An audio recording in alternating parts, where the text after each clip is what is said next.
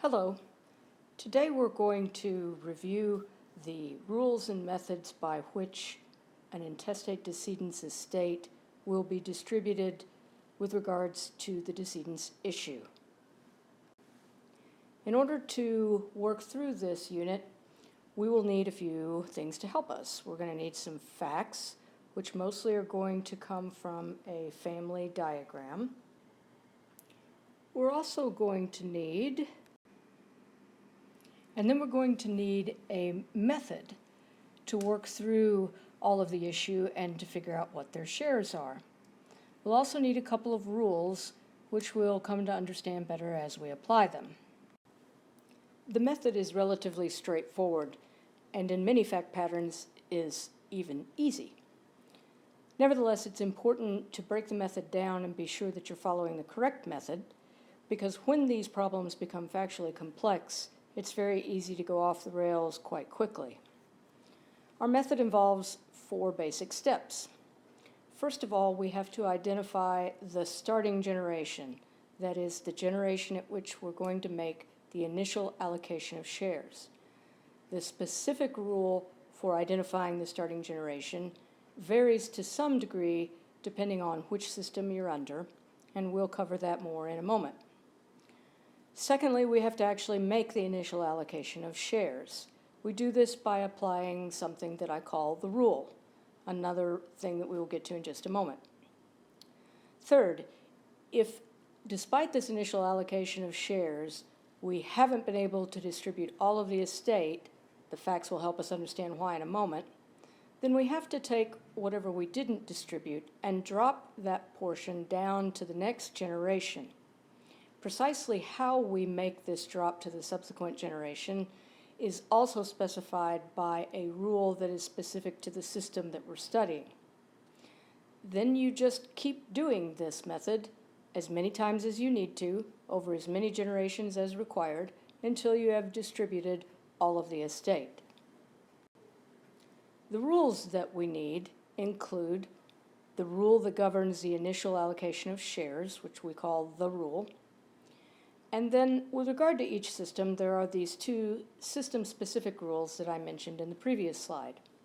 First, we have to have a rule that helps us to identify the starting generation under that system.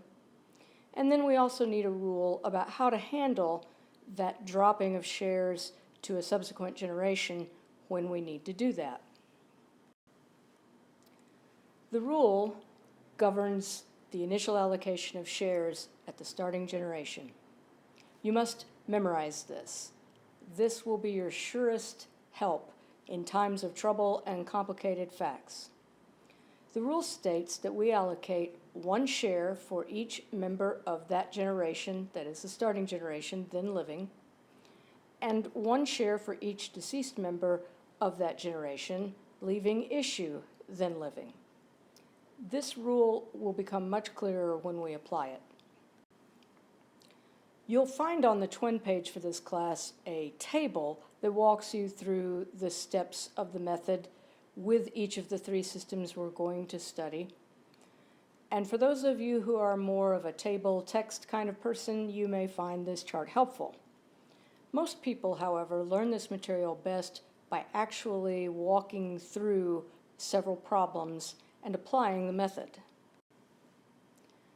Each time we do this, we're going to need a family diagram such as this one.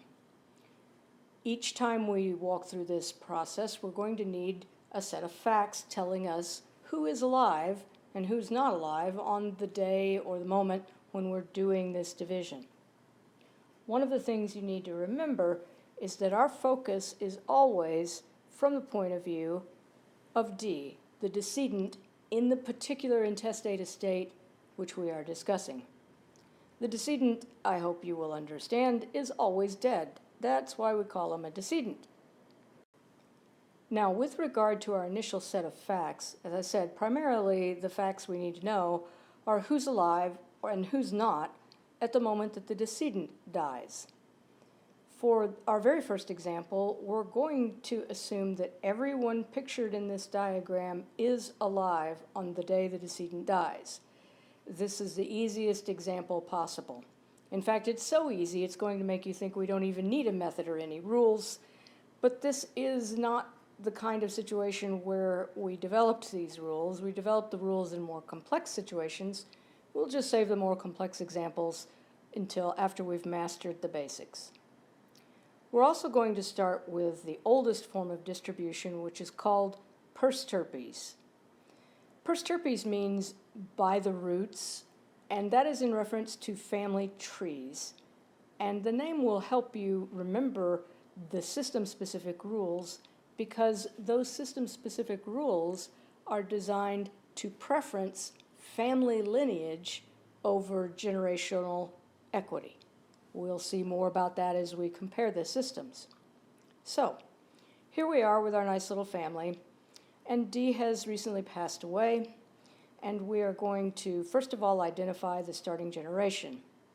The starting generation in a persterpes system is always the child generation. It is always the child generation, whether there are any children who live past the moment that D died or not. That is, whether there are any living members of the child generation or not, you always start with the child generation for persterpes. Always, always, always. Next, we apply the rule. The rule says we give one share, we allocate one share for each member of that generation then living.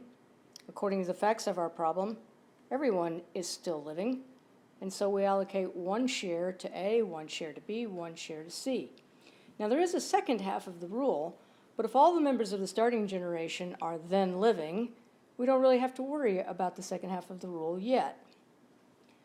All right, so having allocated shares to the members of the starting generation, we need to know what fraction corresponds to that allocation. And this is the part where, as I said, you're going to think that this is so simple, you can't possibly need a method to figure this out. Nonetheless, we're walking through the method so that you know it for a more complicated problem. Well, how many shares did we allocate? That's easy enough. Count them. 1, 2, 3. That gives you the denominator of the fraction that will describe each share that we've allocated. Thus,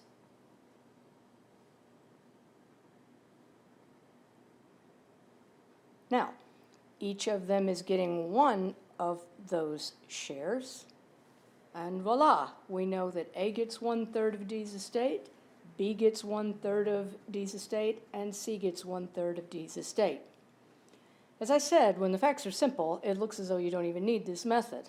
But let's notice a few things that come out of this apparently obvious solution. One is, you'll notice that no one below this line is getting anything. That's a rule we call the Ancestor Rule, which states that if your immediate lineal ancestor took a share of the decedent's estate, then you don't get anything. Or to say in another way, if your parent got a share, then you get none. None of the descendants of D lower than the child generation are allocated a share of D's estate because all of the shares have been allocated at the starting generation. That was simple enough. Let's try a more complicated problem. We need to kill somebody off in the child generation. Let's pick C for no better reason than because it occurs to me that that would be a good way to go right now. Okay, we're still under persterpes, and so we still need to identify the starting generation in the same way, which is to say it is always the child generation. That is this generation right here, one below the decedent. Next, we apply the rule. One share for each member of that generation then living. That takes care of A and B. Then we do need the second half of the rule to handle C's share. And the rule says one share for each deceased member leaving issue then living. So we look at C. C is a deceased member of the starting generation. Did C leave any issue then living? Yes, indeed. And therefore we're going to allocate a share to C even though C is not there to receive it. How do we know the fractions? Same way as before. We count up all the shares, and that gives us the denominator of our fraction, and then each of these shares allocated is 1. So we still have 1/3 of D's estate going to A, and 1/3 of D's estate going to B. But when we get ready to hand out the 1/3 we allocated to C, we have a problem because C is dead. And dead men not only cannot wear plaid, they can't take shares of intestate estates either. So what do we do with this 1/3? Well, this is where we're going to drop down to a subsequent generation. How we handle the assets will be determined according to a system-specific rule, in this case, the system being Persterpes. I mentioned earlier that Persterpes means by the roots, and that it is a system that preferences family tree, that is the family line, above generational equity. So you'll notice that 5 and 6 are not the only people at the grandchild generation relative to D, but we don't care because the fact that we're under Persterpes means that it's as though there's a fence or some sort of barrier between the different family lines. Thus, we're really only worried about dropping down C's share, and we can only drop it down to C's issue. All right, so we go down one more generation, and now we're going to apply the rule again with regard to this generation, as if this 1/3 share here were the whole world. All right, so apply the rule again, 1 share for each member of that generation then living. Well, we don't need any further the second half of the rule because 5 and 6 are both still living. How many shares have we allocated? Now notice this is not the ultimate question, it's just with regard to this particular division at this generation. 1, 2. All right, so our denominator is 2. And because we have one person who's getting each of those shares, we're getting 1/2 to each of them. But notice it's not 1/2 of D's estate, it is 1/2 of C's 1/3 share. Now, for those of you who are math challenged, when we encounter the word of in text, that's an indication that we need to do multiplication.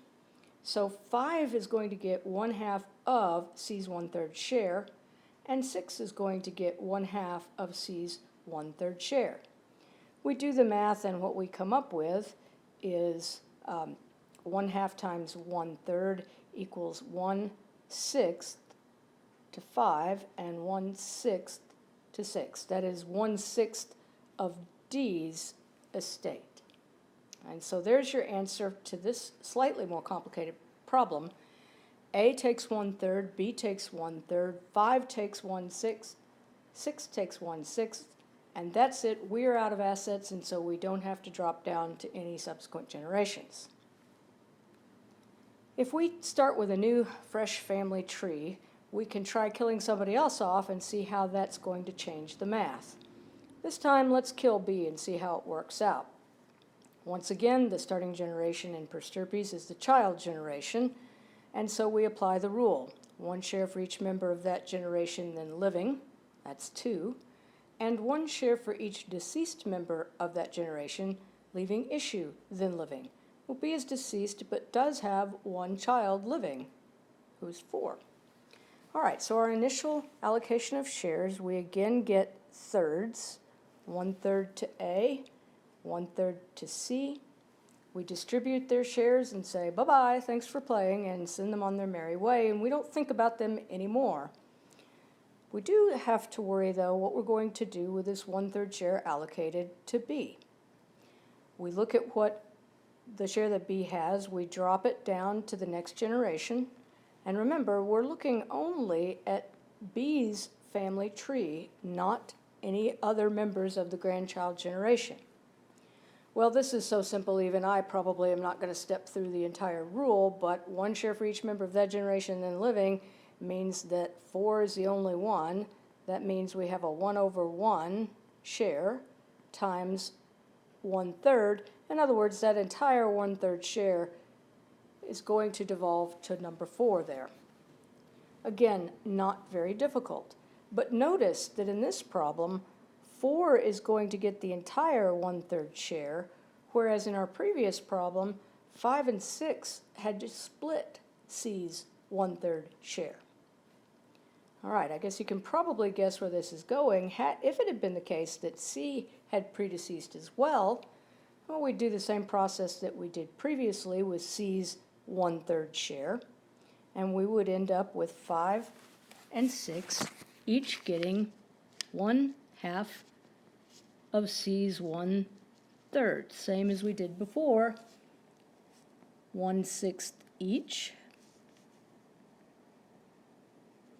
Now, as between 4, 5, and 6, you can imagine who's going to be grumpy at the next family reunion. 5 and 6 each only got 1/6, while 4 got the entire share that had initially been allocated for B. That's because the allocations are for the family tree of that child, not for them really as individuals. Their children stand in their shoes by representation, as we say, and so they are only able to split whatever it was that their parent had been allocated. All right, there's a major variation on the traditional per stirpes system. If we have to call the old version something, we'll call it strict per stirpes. There is another version called modern per stirpes. The difference has to do only with the rule by which you identify the starting generation. Now, you'll remember I said that in strict per stirpes, we always start with the child generation, whether anyone in that generation is living or not. Thus, even if it were the case that A, B, and C had all predeceased D, we would still make our initial allocation of shares at the starting generation of the child generation.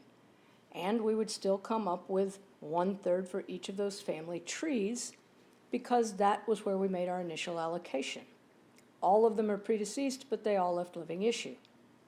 However, under modern per stirpes, we start with the first generation with any living members. In a case like the one we're looking at now, we would not start at the child generation because it has no living members. Instead, we would come down and start at the grandchild generation because that's the first generation below the decedent that has any living members. Now we apply the rule the same as we did before, 1 share for each member of that generation then living. And since they're all still alive, we don't have to worry about the second part of the rule. How many shares have we allocated? Well, this time we've allocated 6 shares straight across the board, just the way these grandchildren are numbered. And so our fraction in this problem is going to be 1/6. And that will be true for 2 and 3 and 4 and 5 and 6.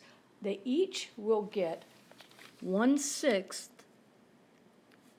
of D's estate. Now, this is still a per stirpes system. So the fact that they're each getting 1/6 is really a function of the difference with regard to the starting generation. That is, when we were in strict per stirpes, we started up here, so we got 3 shares in our initial allocation. Now, however, we are in modern per stirpes. We can't start here because that generation has no living members. So we do the same method, but we're doing it starting with the next generation down. And that creates what appears to be generational equity, but it really is a function more of the starting generation rule. To make this point more clear, let's imagine that C has predeceased and B has predeceased. Which generation do we start with? Well, under strict per stirpes, we always start at the child generation. And so, as we've seen in some previous slides, we would begin with the child generation right there. Under modern per stirpes, the rule is you start with the first generation with any living members. Well, A is still alive and kicking there, so we would still start with the child generation in this scenario. And so, unlike our previous slide where we had 1/6 to each of these, we would end up with something that was like what we did a couple of slides ago.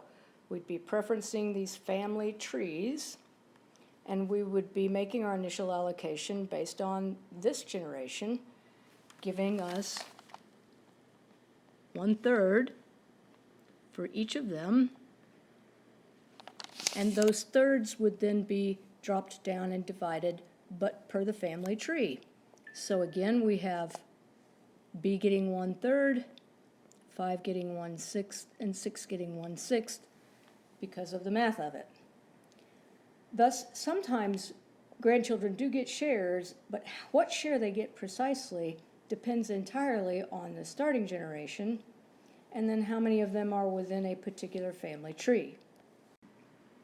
Now, as I mentioned, most of these fact patterns have been fairly simple, but I'm sure that you can imagine that if we go through here and kill off people more or less at random, we can get some very different outcomes depending on whom we've killed and what their family situation is.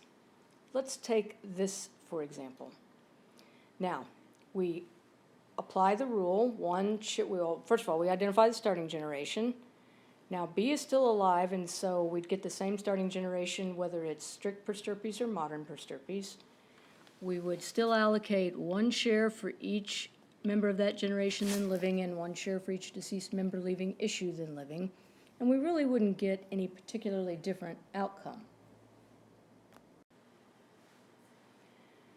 The difference primarily would show up with regard to C's share. Remember, we've got 1/3 that we're allocating across the board at the child generation. When we drop down C's 1/3 to the next generation and apply the rule, we have 1 share for each member of that generation then living. Now, 6 has died, but again, 6 has some living issue. So 6 still gets a share allocated. The difference is that the 1/2 of 1/3 will stay with 5 because of the ancestor rule, whereas 6's share is going to have to be dropped down to H. Because H is the only living issue of 6, H will get all of 6's share, which is 1/6. And so then you will be done. You'll have 1/6 for H, 1/6 for 5, 1/3 for B, and 1/3 for A. In another variation, let's imagine that we have B and C who have died, but let's also imagine that 4 are predeceased, some sort of terrible family car crash, I'm sure. Now, in this situation, you'll have to be careful to notice we're going to start at the same generation, whether per stirpes or modern per stirpes, the first generation with living issue for modern per stirpes and the child generation for strict per stirpes. We have 1 share for each living member of that generation, that's A, and 1 share for each deceased member leaving issue then living. Well, C is deceased and left some living issue, but look at B. B had issue, but that issue also predeceased D. So B doesn't qualify to have a share allocated because B is a deceased member of that generation who did not leave issue then living. That means we only have 2 shares that are going out in this initial allocation, half to A and half to C's family. That half share for C, because C is predeceased, again, we'll have to drop down C's family line, and so again we'll have 1/2 of that share going to each of 5 and 6, so each of them will get 1/4 of D's estate. So again, none of these particular scenarios are themselves terribly difficult. The trick is that you have to be sure that you don't lose sight of the application of the rules just because you have recently done several examples that are much easier. All right, I think we've done enough with the 2 different stirpital systems. It's time now to look at the rule that applies under the Uniform Probate Code, which is per capita at each generation. Now, per capita at each generation is distinguished from either of the stirpital systems in that the preference is less for family trees and is more about generational equity. It requires a different rule with regard to how you drop assets down to a subsequent generation. But it still uses the same rule for the initial allocation of shares. That is, 1 share for each member of that generation then living, and 1 share for each deceased member leaving issue then living. It also uses the modern predeceased rule with regard to the starting generation. That is, we start at the first generation with living members. Now, one of the things that you will observe as we walk through this is that there are a lot of fact patterns where you'll get the exact same outcome, whether you are under strict predeceased, modern predeceased, or per capita at each generation. The methods are actually different, but the outcomes can be the same. All right, so in order to see per capita at each generation really truly in work, we're going to have to kill off at least 2 members of the starting generation, and you'll see why in just a moment. So let's kill B and C again. I know I'm picking on them, but they're just the ones I'm picking on today. All right, our initial generation, our starting generation, is the first generation with living members under per capita, and that will be this generation, the child generation, which is just coincidence because there is a living member, and that's A. We apply the rule again, 1 share for each member of that generation then living, and then 1 share for each deceased member of that generation leaving issue then living. So once again, we have 1/3 shares for each member of the starting generation. We give A's 1/3 share, and then that's it under the Ancestor Rule.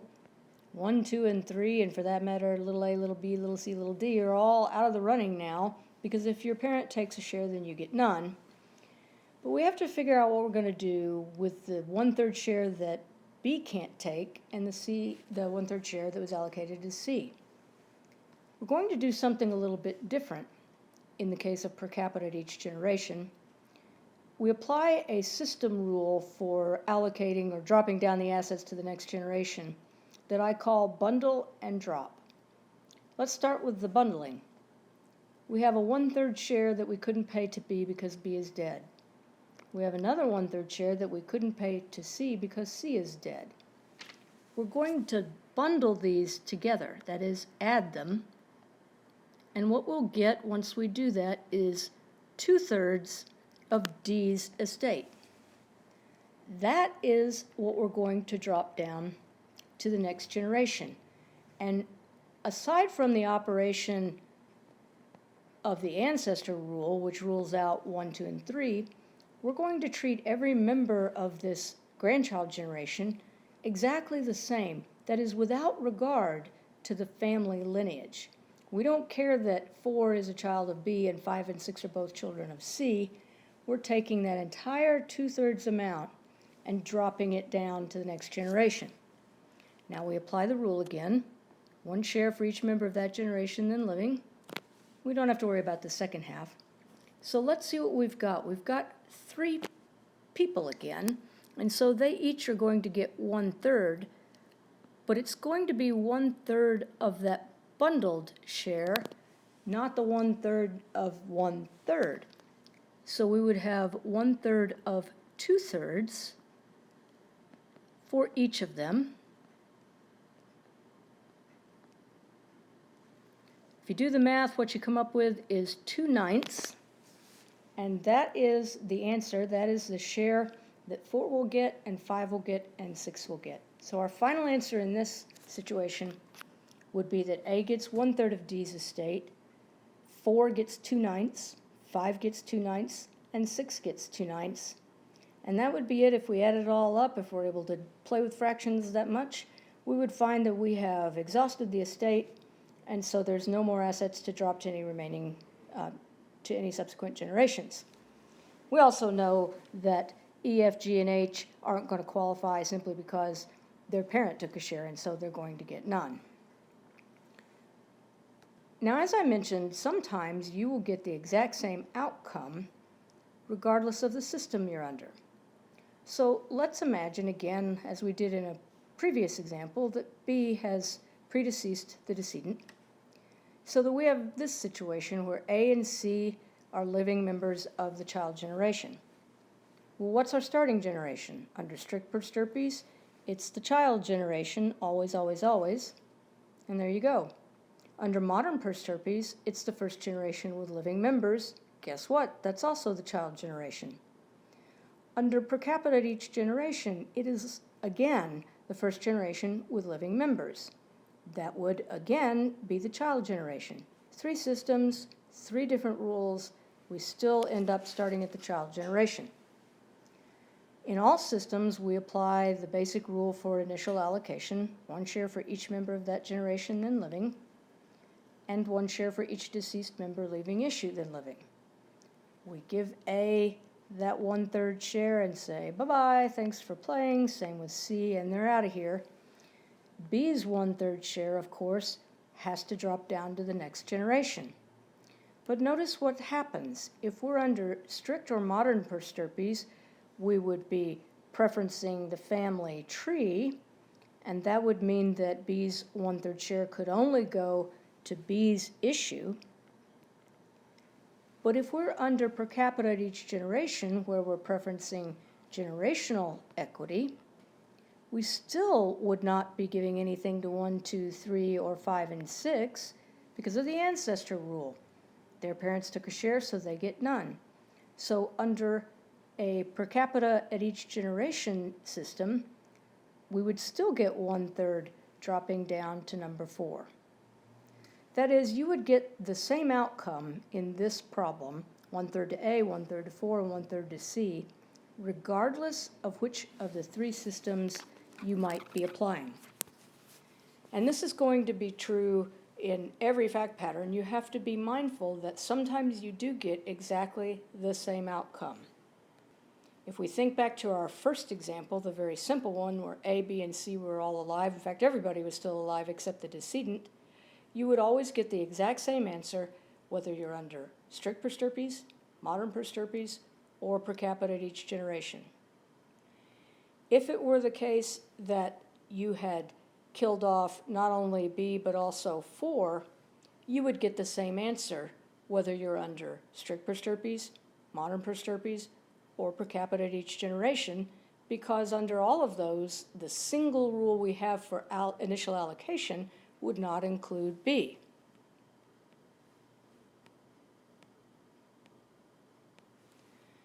Similarly, if anybody in the starting generation has predeceased, but only one of them, then you're going to get the same outcome under all 3 systems because you don't have more than 1 share to bundle under per capita.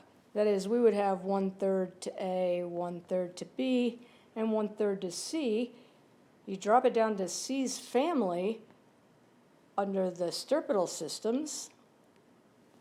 You drop it down by generation under the per capita at each generation system. But in any of those 3 cases, you still just have 1/3 share. And so you're still going to drop it down in the same way regardless of which of those systems. So in order to really have a distinction, you have to be aware that certain facts would have to be present.